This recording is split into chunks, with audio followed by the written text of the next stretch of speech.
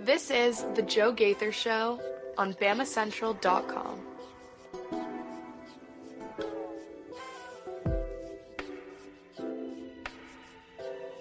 Good afternoon, Tuscaloosa, Internet World, West Alabama. How are you doing today on this Friday? We hope you and yours had a great 4th of July holiday.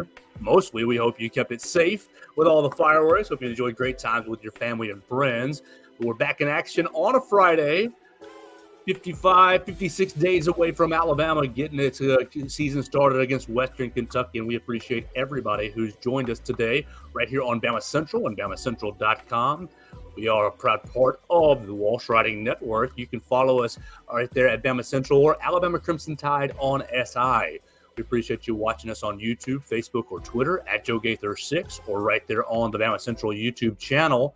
And then you can always subscribe, rate, and review the show on Spotify, Apple Podcasts, or on Amazon. We're going to have a fun show today. We are bringing in the boss, Chris Walsh. He's going to help us talk us through a project he's been working on in the wake of Nick Saban's retirement.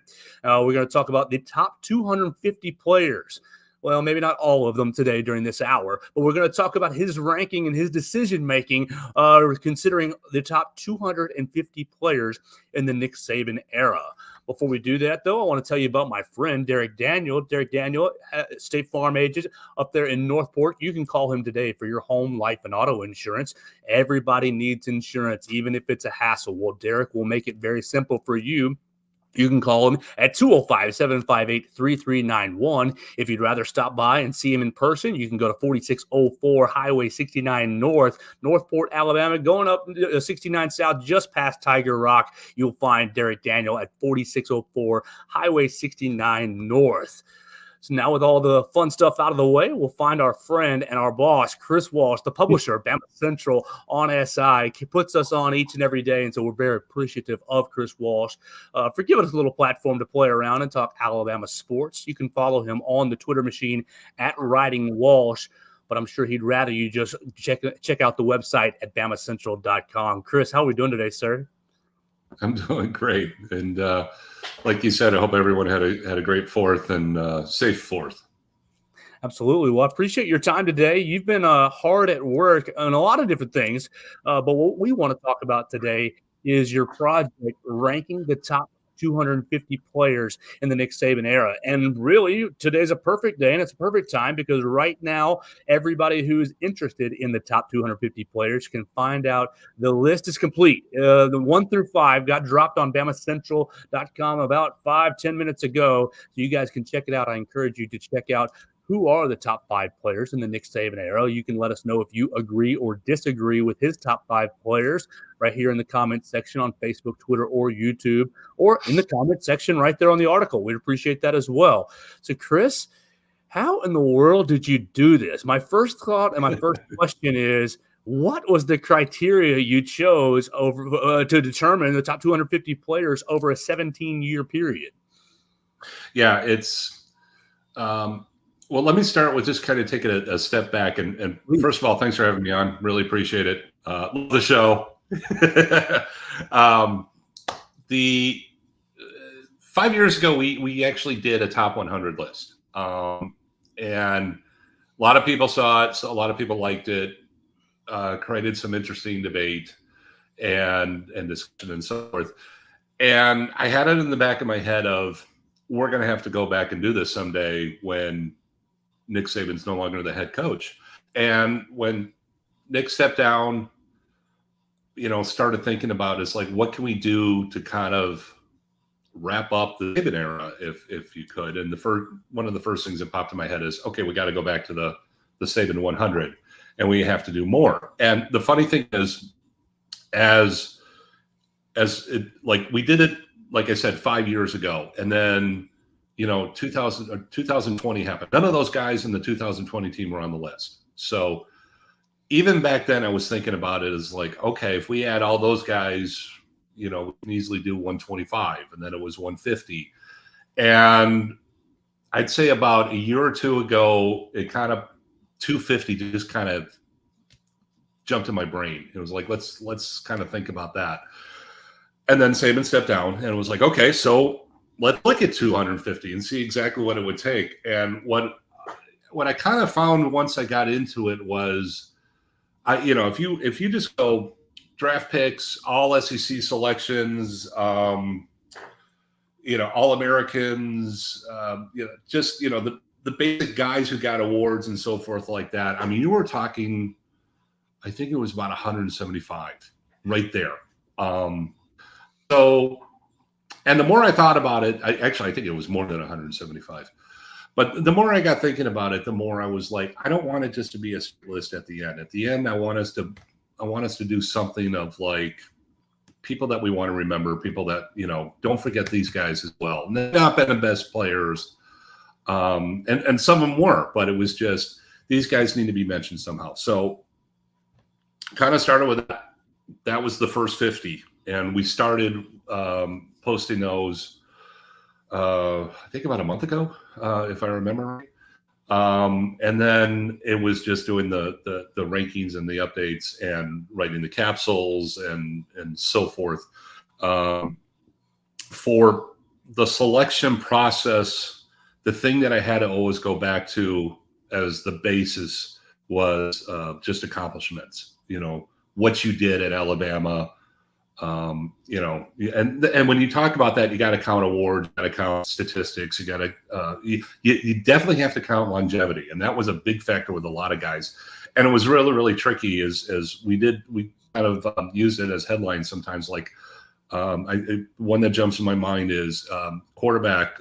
It's Mac Jones and A.J. Karen were kind of bumping up against each other and very, very, very close. And so we use that as a headline of like, okay, who would you pick? And I want to make it very, very clear that even though, this is our list, you might read it and you might go, well, I think it should be this guy. And that's cool. And that's what we like about this is that it, sparks that kind of discussion kind of going on. And I even use that as the lead of I think it was 6 through 10, where I was, the biggest debate and the hardest decision might be Julio Jones versus Devonta Smith. I mean, how do you pick between those two guys, kind of thing? And so, and the lead was it's, and I'm not going to tell. Well, where I had Julio Jones, I was going to say I'm not going to tell you where he is, but he's on there. So we've already released it. He's at number 6, and my lead was this guy could be number 1, and there's probably 6 guys, at least, who could be number 1 and should probably be number 1. And that was really one of the points that was crucial for this whole series is I want you to look at it and I want you to look at the numbers of guys. And the first thought that should go your head through most of these guys as you're going down the list is, I can't believe this guy's here. He should be higher up. But if you think that every single guy, that just shows you how good this dynasty really has been, however you wanted to define it. And it's just a remarkable run that Saban had that I don't think we're ever going to see anything like it again. All right, so you just said that there might be 7 or 8 guys that could be listed as number 1. I've written out the top 35 right here on my notes, and I just quickly scanned, and I think I counted 9 that I might say in that category for at least me personally. And everybody has their own personal criterias, but golly, just an absolute loaded list. You already you hit my second question, which was what it was the toughest decision.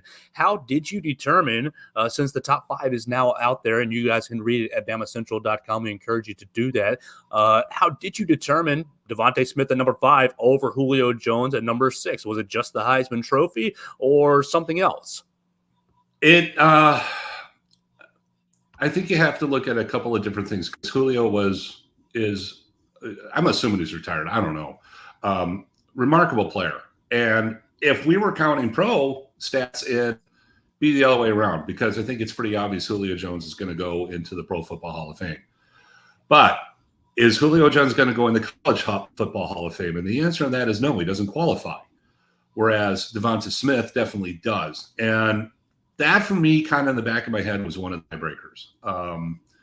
Because, granted, Julio was during the first part of the Saban era, and they weren't throwing like they were now, but I mean, it was still kind of a balanced thing. It was him and Mark Ingram, and they were daring teams. It's like, okay, who are you going to stop? And unless if they stack the box, okay, we throw to Julio. If they don't stack the box, it's an oversimplification, but it's definitely true. And so, trying to figure out, how do you not just like Devonta Smith versus Julio Jones, but then how do you weigh Julio Jones versus, say, Mark Ingram, who I have at number 3? And the boards had to definitely come into play there. But you look at Devonta Smith and just that 2020 season. I mean, you go back and the players. I mean, they had Najee Harris, they had Mac Jones, so you got 3 guys in the top 5 for the Heisman. You go back. All the players named Devonta Smith the team MVP. That was the first award that came out. It was over SEC weekend. Then you look at the All-American considerations. Obviously, Devonta Smith swept the board. Then he wins the Heisman. And you heard people nationally he's not the best, of those 3. And the thing was, he was the one that no one could stop. And it was incredible. And it was remarkable to watch. And when you sit there and said, who was the guy that really made that team go, undefeated team, really just that offense was incredible. And it was really him. He was the guy that everybody pointed to and said he was the best one there. So I just think that you put that all together, kind of into a hamburger patty, if you will, or a sausage, mashed together in your brain. And it had to be Devonta Smith over Julio. Even though, like I said, I have absolutely no problem if somebody was like, who's the best player that we ever had? Okay. I'm not going to argue that point. And that's part of the fun of doing this.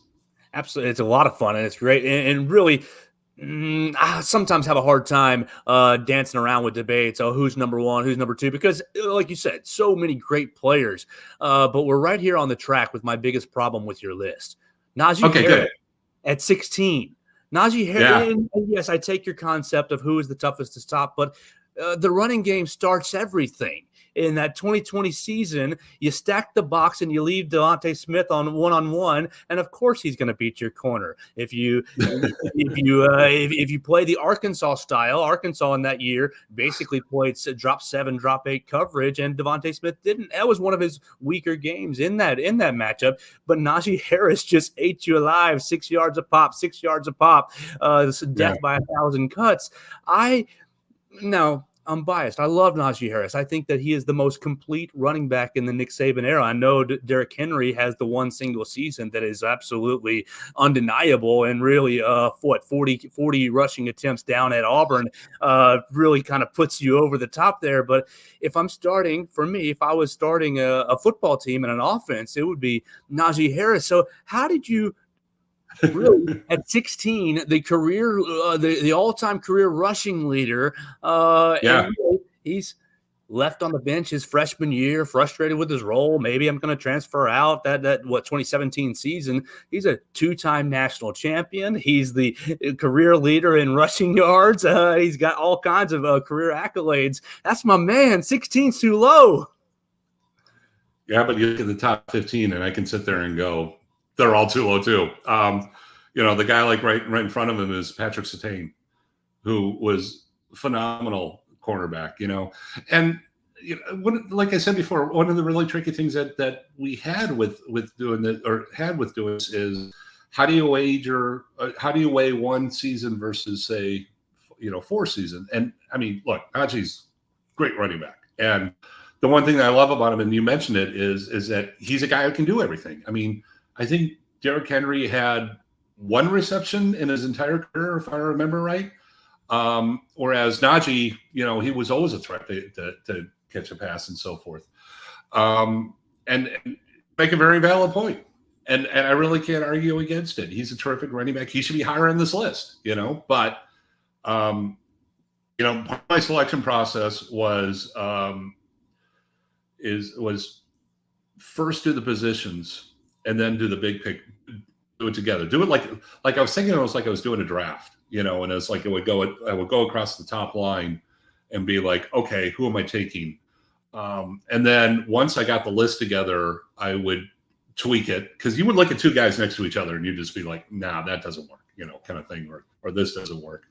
And there's a couple guys in there that I'm just like, I still don't feel right where they're at. But I mean, that's just, you have to just go with what you can, kind of thing. But yeah, Najee Harris, 16. Yeah, it's too low. It is too low. But I like I said, it's just, you get into this whole thing. Say if I put Najee Harris ahead of the guy who's at 11, AJ McCarron. I can sit there and defend AJ McCarron all day long, and the guy behind him, CJ Mosley, he's way too low at number 12. And so forth. So, I mean, Amari Cooper is 14. It's you got to be kidding me, But who do you bump down? And that's the problem. We're talking to Chris Walsh, the publisher of BamaCentral on SI. We appreciate him hanging out with us right here on the Joe Gaither Show. And we're talking about his massive project, the Saban 250. Make sure you check out the Saban 250 on BamaCentral.com right now. There's several articles that chronicle all 250 players, the best 250 players in the Nick Saban era. And with kind of the dancing era, what you highlighted that this was kind of a build off of the Saban 100 from 5 years ago.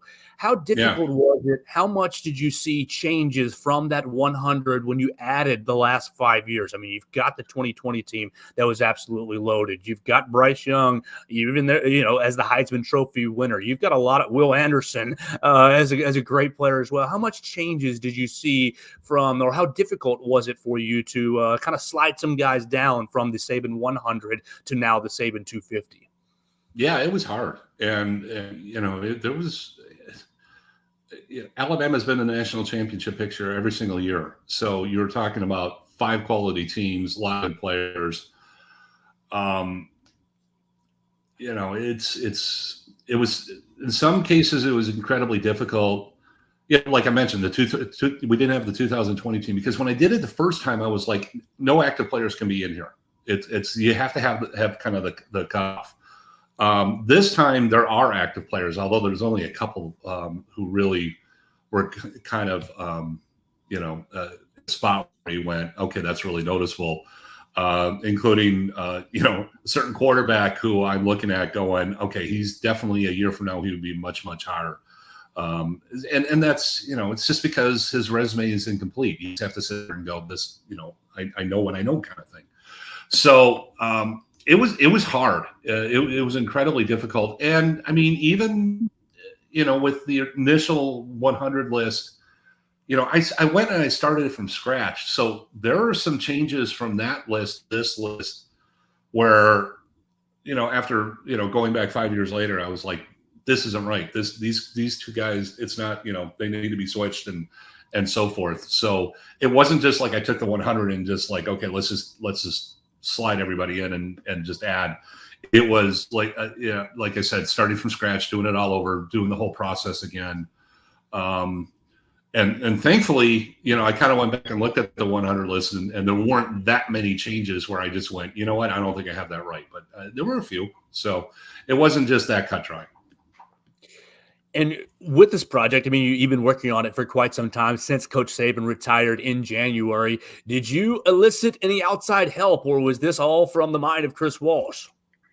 There were a few times I would talk to some people and be like, if I had to pick between these two, who do you think? Got a little feedback. You have to do some feedback a little bit on this. And sometimes somebody would say something and be like, you know what, I didn't even think of that. So, there was some, it wasn't too elaborate, and I'm not going to mention any names because I don't want to get anyone in trouble.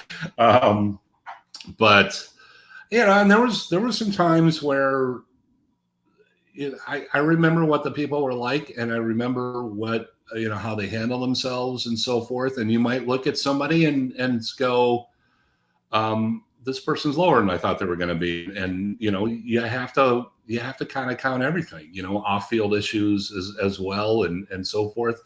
When I got down to the end of it, I mean, I could probably tell you the 3 people who were the closest to making the list who didn't make the 250, and all 3 of them, there was off-field issue of some sort, kind of thing. And it's just like, yeah, that's going to be, kind of that's what's going to keep you off. But I mean, it's like I said, we did the ranking starting at 200. Number 200 is Tim Keenan,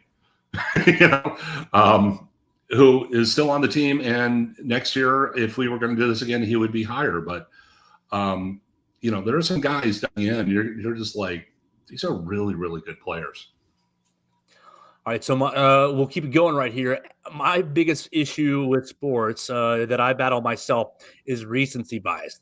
Oh, last year was the best of all time. Last year, that player was the best ever, And I battle it, with Bryce Young. I really thought, Bryce Young is the best quarterback I have ever seen with my own two eyes at that age, in the college age. But I have, my father and older people. Joe, are you sure about that? Are you sure about that? I saw this fella. I saw that fella. How did you yourself kind of battle that recency bias? One of the great things about college football is you can find certain stats that will really kind of help guide you in this. For quarterbacks, I think you have to really consider passer efficiency, especially since that's the statistic that the NCAA uses to crown its passing king every year. So yeah, Bryce Young, you have it number 2. He won the Heisman Trophy. He did basically everything that he could. But yeah, I'll tell you flat out, if Tua had stayed healthy, he'd be higher than Bryce Young on my list. But you have to go with what he was able to do. And especially when we start getting towards the top, how did players lead their teams to national championships has to be a factor. That's probably a big reason why I have AJ as high as I do. Because even though, 1 year he did lead the NCAA in passing efficiency, his rating was about 50 points lower than Mac Jones was in 2020.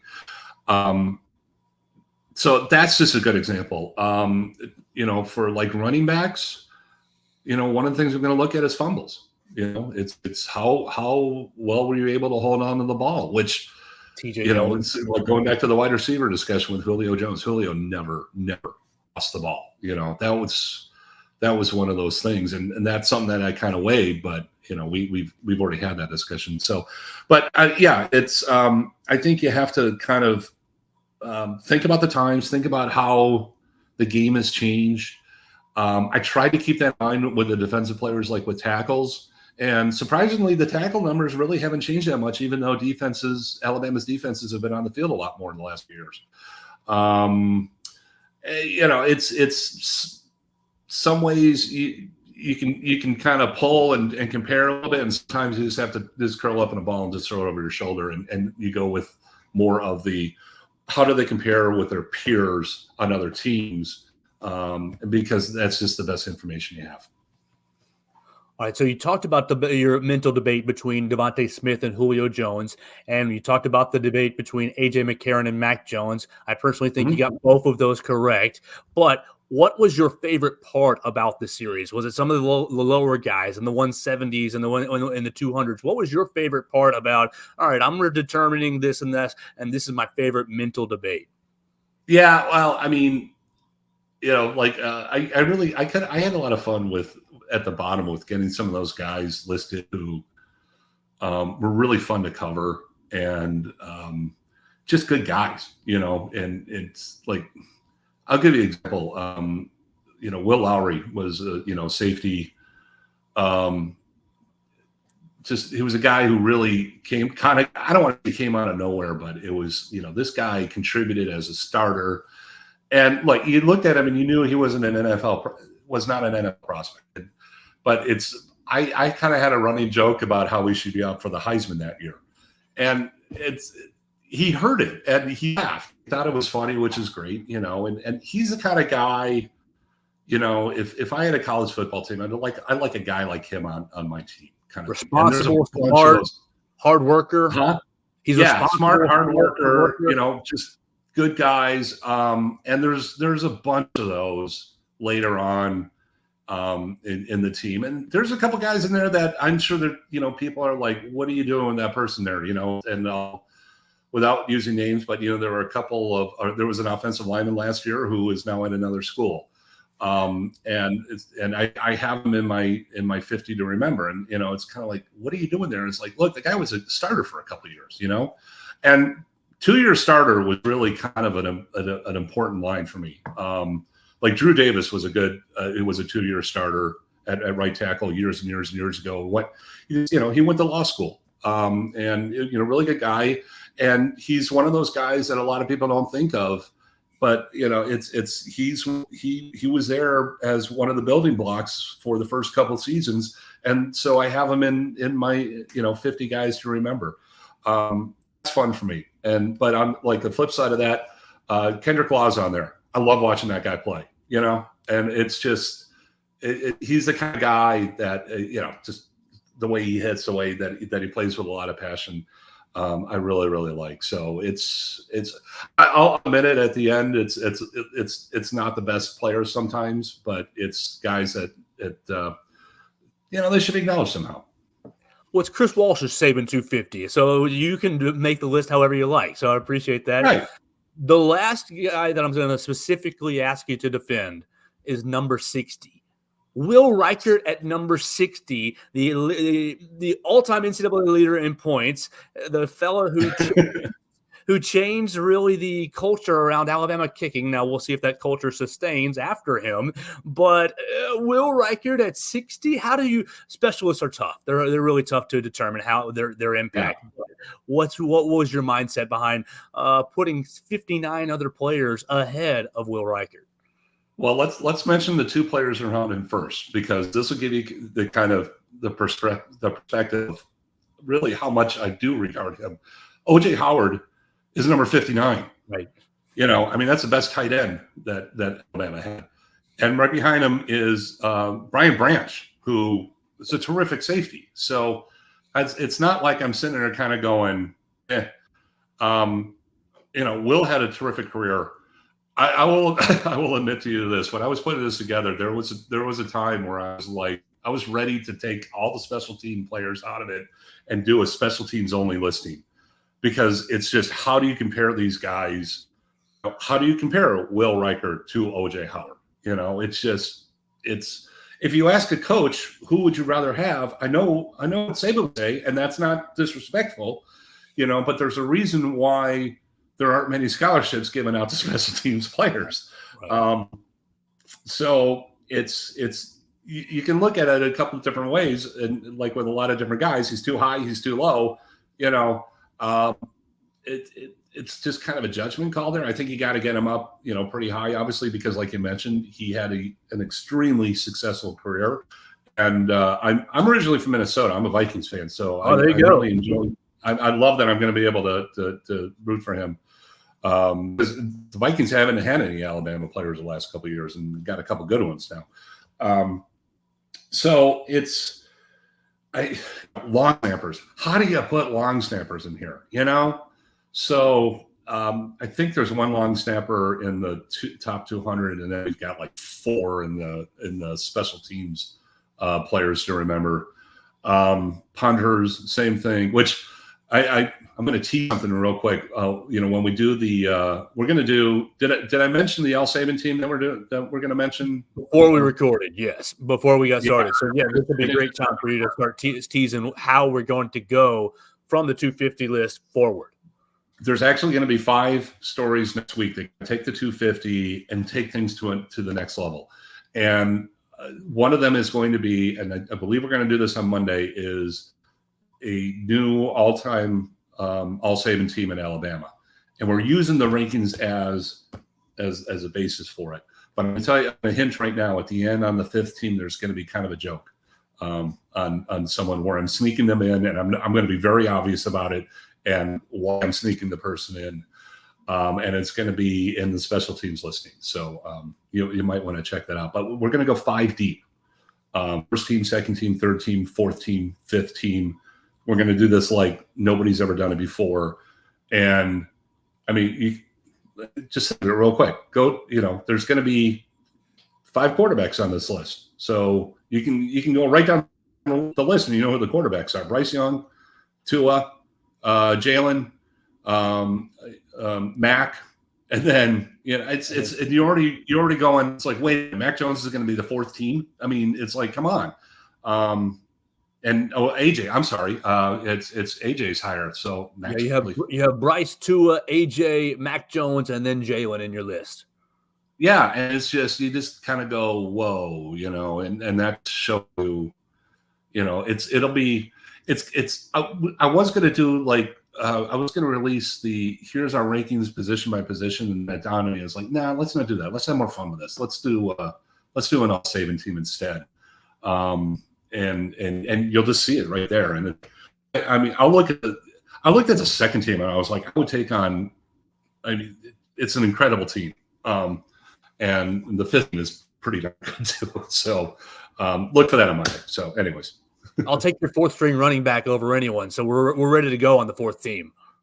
Exactly. So, well, and here's the thing. It's like, you can't just go straight running backs in that, because you can't put a Heisman Trophy winner on the second team. I'm sorry. That's just, you can't do it. So there's a little bit of manipulation where I was like, instead of like going straight this position, we're just going to go best playmaker. And you'll see that as well. And I do the same thing on defense because, it's defenses will go nickel package, extra defensive back, or they'll have the extra linebacker. We're going to do the same thing. And then if when I got down to that point, if there's a linebacker who's better than a defensive back, then okay, it's a linebacker and vice versa. And then there's one player I cheated a little bit on to get him on the team because it's a little bit out of order, because I looked at it and I went, you know what, if I'm a coach and this is a team I'm going to have, I want this guy because he's kind of a specialist. And I'm going to explain that in the article as well. Sounds like you are implementing or using the Saban slash, just like he was with all the depth charts that he would give us. This player A / player B, both on the first team. I like that. Yeah, well, I didn't do it though to get extra guys on the team. So, well, in one respect, I did. I cheated a little bit on the return specialist. So it's because a lot of time was somebody, I'm looking at like say like second, third team. And I'm like, well, we could go with this person here, or we could go with this person here who's much better, who also did special teams, and then I'll pick that person. So it's a little cheating, I admit. So. Well, it's been a big summer at BamaCentral, and you've been heading up the project, the Saban 250. We also want everybody to go back and check out the series that we just wrapped up. We wrapped up a series in June and the first week of July about really the transition from Coach Saban to Kalen DeBoer, looking back on the transition from Coach Shula to Coach Saban. What has been maybe from that series, the transition series, something that stood out to you from all our great workers? We've got great writers in Katie Wyndham, Blake Byler, Edwin Stanton wrote a great piece. Matthew Gibson just put out kind of the capper on the piece. What would you say is maybe something that you either didn't know or your favorite aspect from the most recent series? I really like Katie's story. I thought it was really good, the one that we kicked off with. And the one thing that I like that we did on the series is that we try to do different angles and try to look at it different ways. And if it's just FYI, it's the last story in the series is actually mine, and it dropped this morning. And we did not intend to really have like two series wrapping up on the same day, but we need to get out of the way because SEC Media Day is coming up so quickly. But yeah, that was fun to do as well. And I mean, it's fun to sit there and say it's been 17 years since Alabama's had a coaching change. And, I remember what it was like, but I know most of the people around here don't. So, it's revisiting some of these old things have been really, really fun. And I hope that you've kind of enjoyed that journey and process with us through these series. Make sure you check out both series. Lots of great work and lots of great in-depth looks at Nick Saban's career right there at BamaCentral.com. Last thing for us, Chris, in 17 years, will we be doing a Kalen DeBoer 250? Boy, wouldn't that be cool? Wouldn't that be fun? I won't be doing it. Maybe as a staff. I think, and this could just be me reading it wrong, I think people are still not fully made the transition yet to, hey, there's a new coach and it's going to be different. And just for some reason, I think mentally people haven't quite flipped that switch yet. And I think the next month is going to be very, very interesting with, what comes out of SEC Media Days and practices open. And it's going to be much more real for people. And look, it's been 5 months. And my feeling is that everyone's still kind of numb. But I think they're going to be really excited about this coach. Everyone that I've been talking to around college football in the last few months, they're all saying the same things. Alabama got the home run hire again.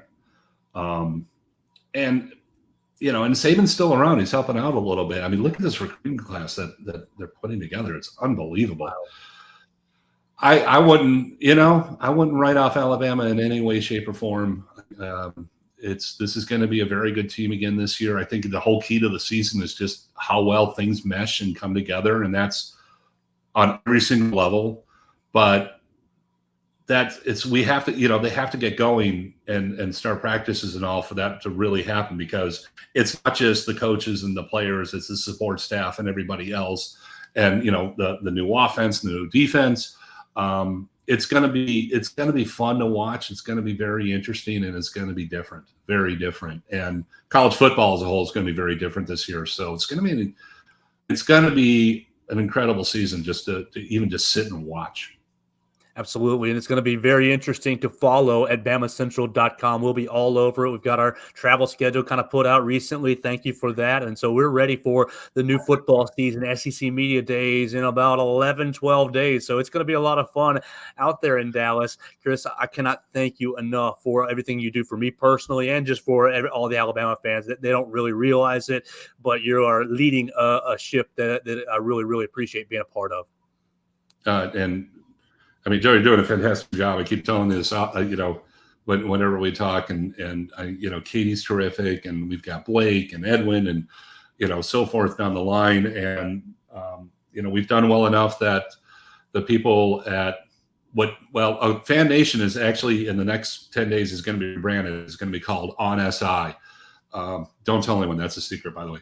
And we've had so much success with what we're doing that we're kind of taking it on the road, if you will. We've got some other sites that we are now involved with, and we're excited about them as well. And we're doing it differently from the way a lot of other people are. And it was funny because I was talking to another publisher about this 2 days ago, I think it was, where he was telling me, he was like, where do you find quality people? He's like, I can't find quality people. And I was like, we're growing them, we're developing them. We're, we've got, to brag on a couple people real quick, Will Miller and Matthew Gibson. Matthew Gibson's going to be, he's taken over. We've got the Kansas City Royals, and, we're doing the Kansas Jayhawks sites for the group, and he's going to go do those. And then Will is going to slide into a full-time role.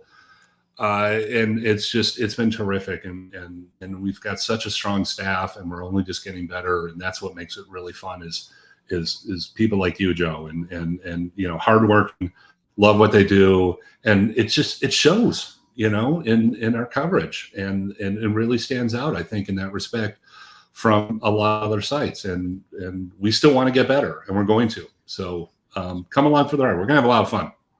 Chris, thanks so much for your time on a Friday. I hope you have a great weekend with your family, and we'll catch up very soon. Hey, I want you all to see my daughter just snuck in. Oh, yeah. So hey, hello. Please, join us. Hello, wave at us. Yes, perfect. We're a family affair. We love authenticity. Sometimes the dog pops up in the background, so you're more than welcome anytime. She did a great job of staying quiet while I was doing this, so I appreciate it. So that's why I brought her on. So absolutely. Daddy, I was there the whole time. I know. It was great. It was great. I saw you sneak right in the background, but you didn't say anything. It was great. Have a great day Anyways. at the pool. Thanks, Joe. We really appreciate it. Thank y'all so much. Thank you so much, Chris. That's Chris Walsh joining us right there on the Joe Gaither Show, and I really cannot thank him enough for everything that he does for me and for the platform. We have been growing a little bit slowly and steadily, and we love that. It's been awesome to be a part of BamaCentral and BamaCentral.com. And as he said, there are 7 other websites that we're involved with. And if you want our coverage or our discussions on the Kansas City Royals, the San Antonio Spurs, Mississippi State, Missouri, Miami, Boston College, we will get started with the Kansas Jayhawks in the next week or so. So lots of other different topics that you can check us out on the Joe Gaither Show. Just type in the Joe Gaither Show on Mississippi State, Missouri, and it'll pop right up if you're looking for other coverage. We've had a lot of fun this week. We had a lot of fun with Will Miller earlier in the day, just talking some wrestling. So if you're into wrestling, there's a little show on my YouTube channel, The Joe Gaither Show. I know that's not for everybody, and that's A-OK, but we have a lot of fun each and every day right here on this platform. Before we get out of here, we want to give a big thanks to Derek Daniel again. You can go get your insurance, home, life, auto. Really, if you're a college student or if your son or daughter is a college student, you need renter's insurance, especially in this tumultuous time. Anything can happen in an apartment, and you need renter's insurance. Make sure you call him at 205-758-3391. You can go visit him at 4604 Highway 69 North in Northport, Alabama, 35473. Just right on up Highway 69. It'll be right past the Tiger Rock. So he's very, very accessible. He's got great agents. Reese, Red, and Victoria will be happy to take your call. They'll be happy to give you a quote for your auto insurance, home insurance, life insurance, and they'll get you squared away with the proper coverage from State Farm. We appreciate Derek Daniel for jumping on and joining the program, and we will look forward to next week right here on the Joe Gaither Show on BamaCentral and BamaCentral.com.